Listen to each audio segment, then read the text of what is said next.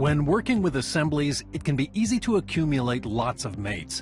And with the new option to group mates in SolidWorks 2019, users will find it much easier to navigate the mate folder.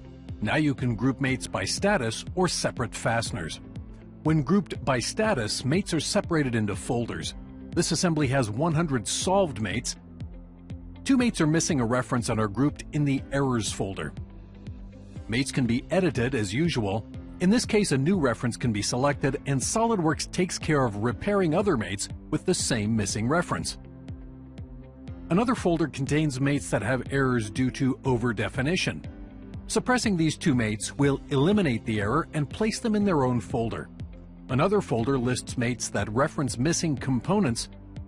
And finally, there's a folder for inactive mates that reference fixed components.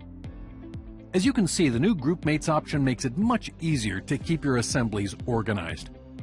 Many users prefer to have all of their toolbox components fully defined in their assemblies, and you can see the fasteners in this assembly have an underdefined symbol in front of them. An option is available to lock the rotation of all concentric mates with one click. Now all of the fasteners in this assembly are fully defined, saving a great deal of time when compared to doing it individually.